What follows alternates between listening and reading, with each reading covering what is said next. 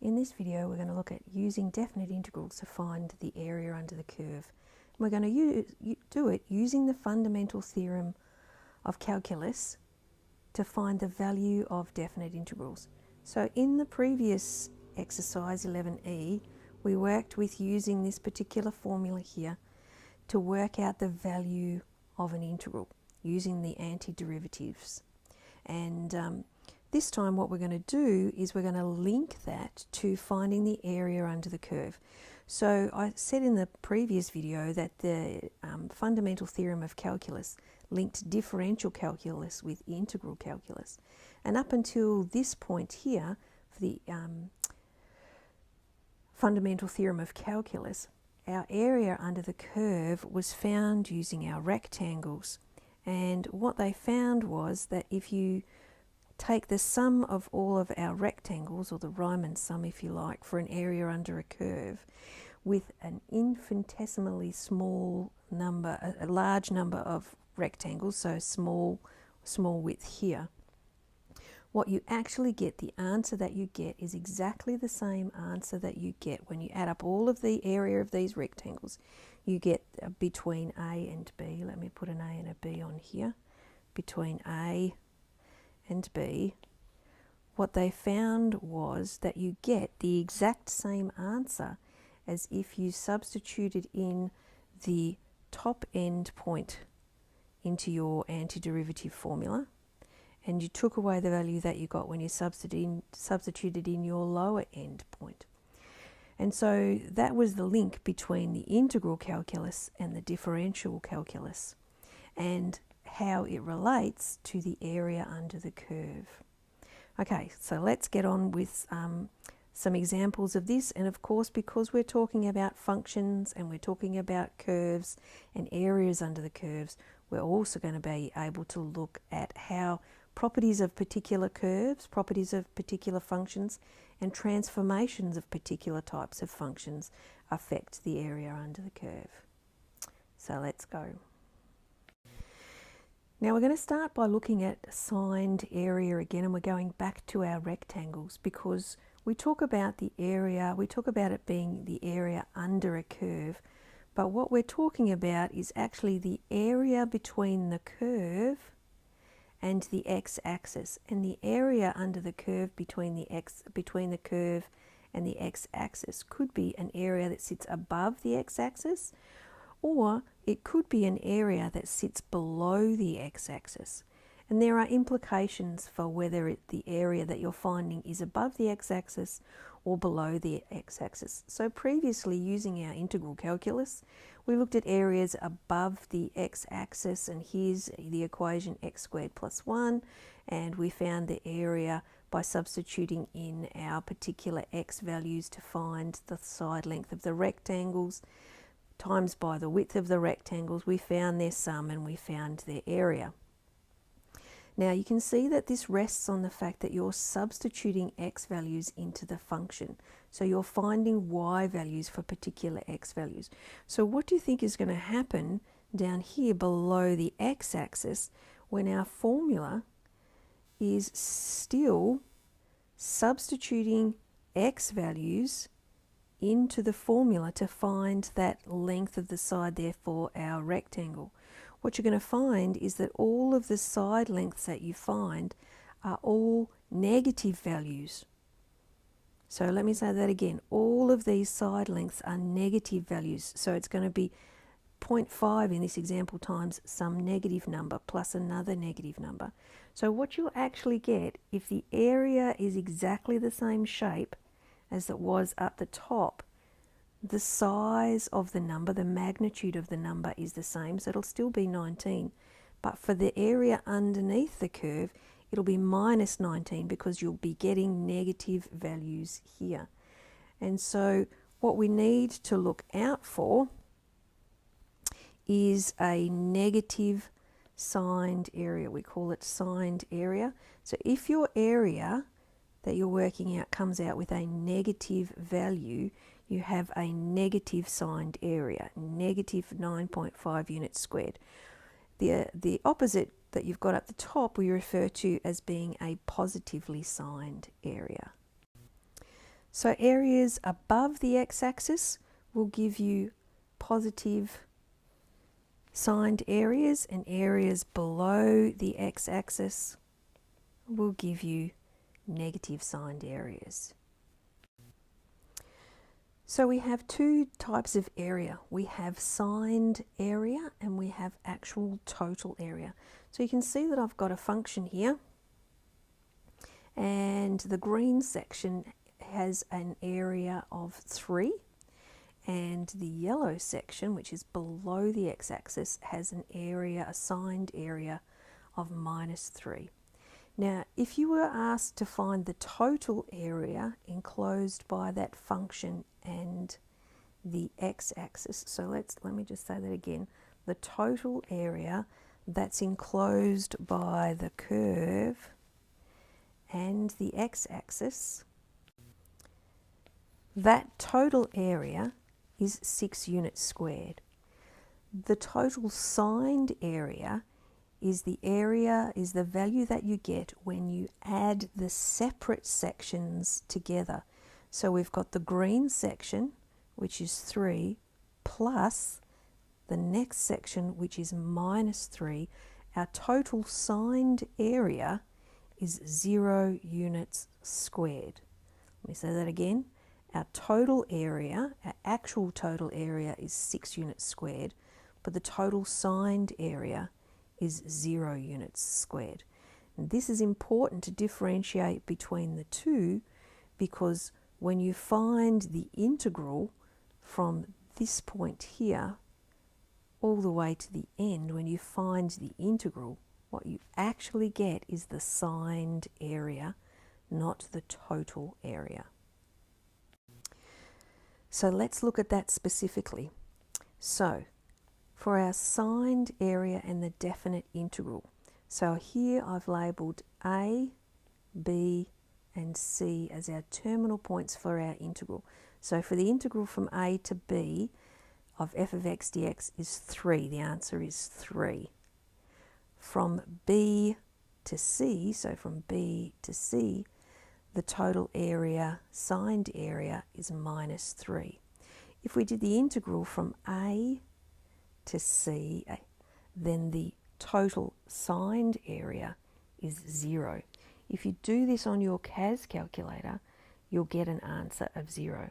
So the definite integrals, this is important, definite integrals find the total signed area, which may not be the actual area, depending on whether or not the function crosses the x-axis in the interval that you're looking for the integral. So if your function, if your integrals between 0 and C, between A and C on some point on the x-axis, and somewhere or other, so let's go from A to C, from A to C, and somewhere or other your function crosses the x-axis, you're going to have positive areas and you're going to have negative areas. And if you're asked for the area, you need to be making sure that you're conscious of checking for these points. Okay, so let's do some example. Find the exact area of the shaded region shown. So this green bit, and this green bit all added together. So to do that, we've got 3 different regions, some that's above and some that's below. So I'm going to divide my integrals, my areas, into 3 separate integrals. This as one integral, this as another, because it's underneath here is all negative area, and then this as my third. So I'll go ahead and do that. And there's my 3 integrals there. So what I then need to do is to make sure that I'm getting the correct value, the correct answer for each of these integrals. So the top integral, the first integral, this one here, is going to give me a positive answer, and that's fine. The next integral, the one in the middle, this one, is going to give me a negative answer. And then the last one, because it's up above the x-axis, is going to give me a positive answer. And so to find the actual area, what I want to do is somehow or other turn the negative answer that I'm going to get for this into a positive answer. So there's a couple of different ways that I can do that. I can either swap the terminals, or I can make a negative symbol at the front here, or I can use absolute value symbols like we used before. So I'm going to go ahead and I am going to use absolute value symbols. So I'm going to put those in as purple lines, and that will allow me to just simply add all of those integrals together. It's not wrong to do it the other way. I'm just doing it this way because we haven't looked at doing it this way before. So now we go ahead and find the antiderivative for all of those and substitute in our upper and lower terminals for all of those, and I will leave this for you to have a look at. Now if you were doing this with your CAS calculator, all you would need to do with your CAS calculator would be to put in the integrals, making sure that you somehow or other dealt with the negative area here, either by swapping the terminals and or by having a subtraction sign here.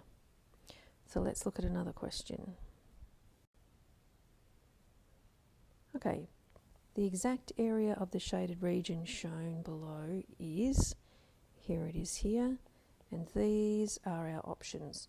So you can see that we've got some positive area above the x-axis and some negatively signed area below the x-axis.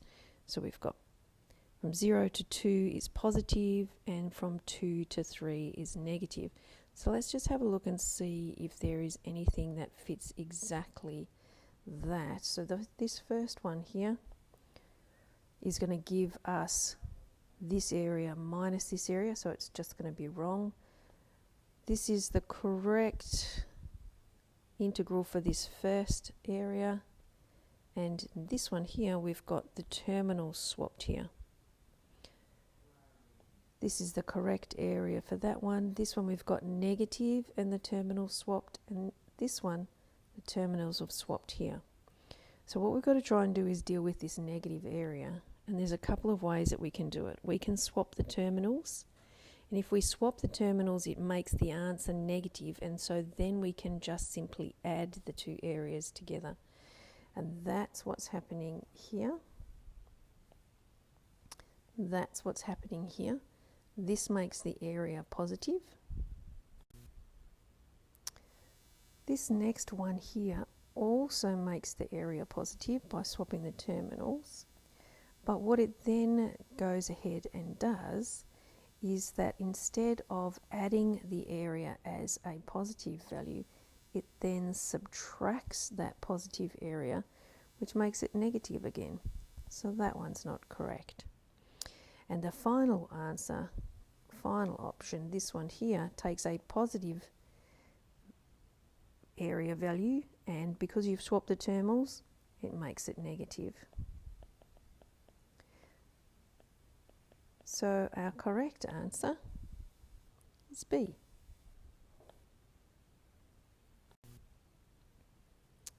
So for this example here, we're asked to find the exact area enclosed by the curve and the x-axis and the lines. X is equal to -5 and x is equal to 3.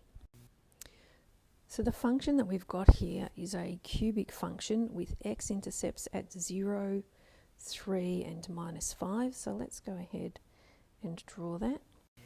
And you can see that we've got some area above the x-axis and some area below the x-axis. So what we'll need to do is we'll need to make sure that we split our area that we're finding into two integrals, one from -5 to 0, and the other one we're going to somehow or other turn from 0 to 3 into a positive answer, and I'm going to do that this time by subtracting. And I'm going to let you go ahead and do this calculation using your CAS calculator, because hopefully what you'll recognise that even though the question doesn't tell you to use your CAS calculator, if what you put into your CAS calculator was the integral from -5 to 3, you'll actually get the incorrect answer. So you need to know enough to recognise that you actually either have to sketch the function yourself on your by hand if you can recognise the type of function, or you're going to have to sketch that on your CAS calculator and find the x-intercepts. So if you go ahead and do it on your CAS, you'll get an exact answer of 256 on 3. Now the question doesn't ask for the answer to a specific number of decimal places, so don't change this into a decimal. If you wanted to know what it is, you can look it up on your CAS, which is 85.33, so with a recurring 3, or 85 and a third. You could write it as 85 and a third if you like, but do not write it as a decimal unless you're asked to write it as a decimal in the exam. So exam tip, only decimal places if you're asked for decimal places. So your CAS calculator on a graphs window will find the area under or between curves, and to do that you put a function on and then you use menu, analyze graph and a bound area. Now if you've got two curves that are already on there, I've only got one, but if you've got two curves they're automatically selected and it will find the area in between. But if you want to find, say, the area underneath this curve, then click on the curve and then click on the x-axis, and then it will define the two pieces, or the two lines that it's going to use to find the area between those.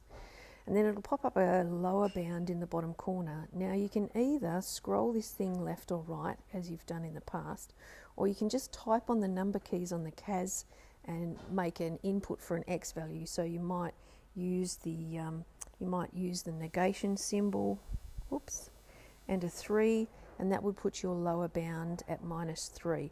And then it'll ask you for your upper bound, and you can do the same thing as above. If you want to change your upper and lower bound, when you put a bound in, it'll come up with a dot, a point on the x-axis. So if you hover over that and retype the number, or you can drag it left and right, and it should change it for you.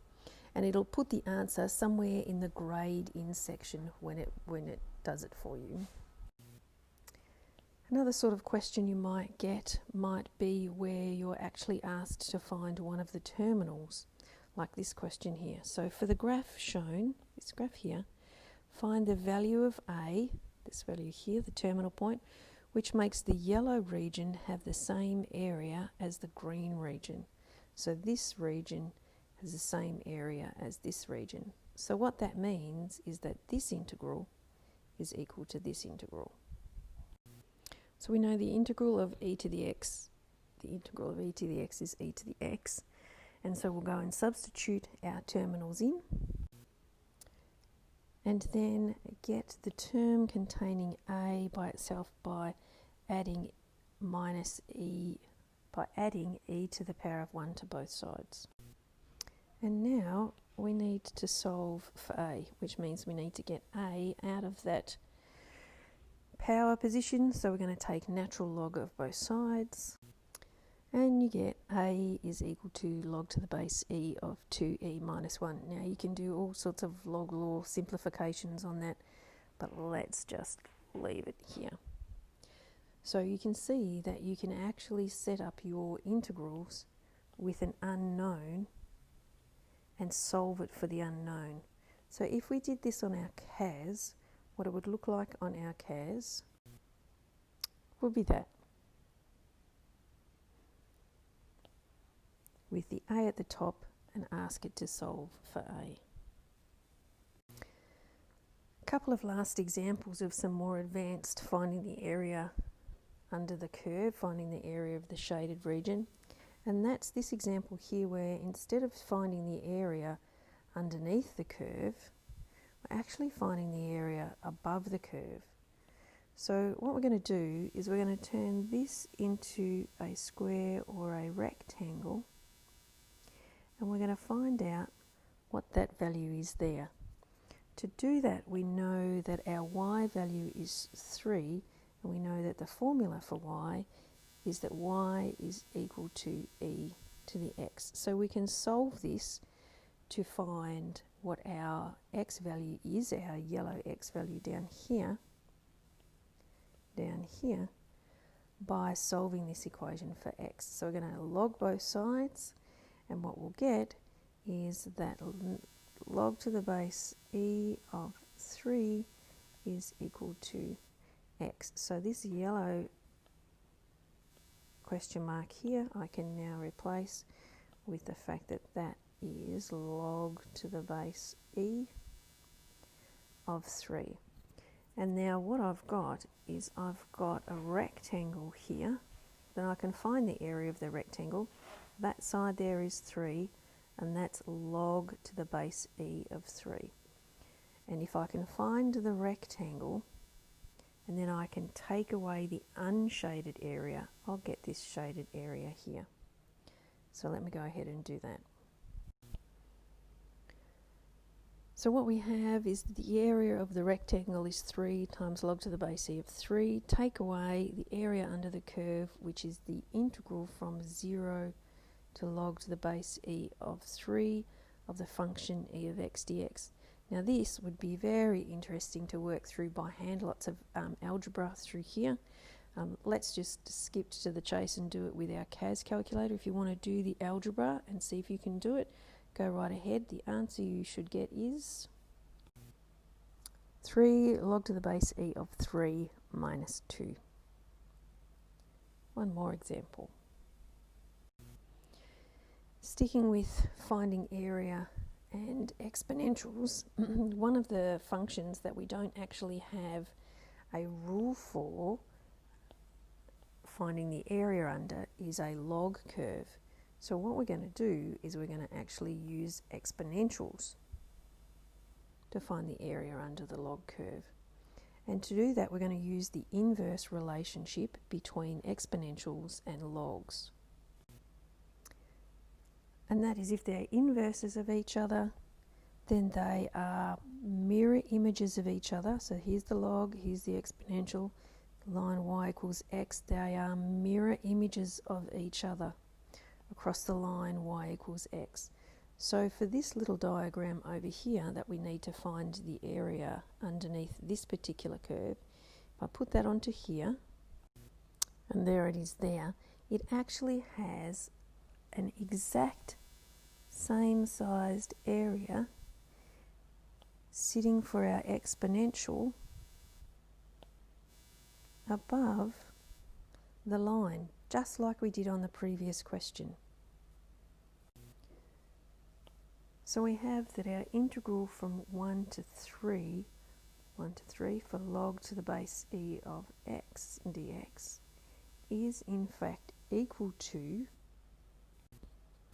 the area above the curve that we found in our last example. So our height was 3 and our width we found was log to the base e of 3, and then we integrated between those for our exponential function.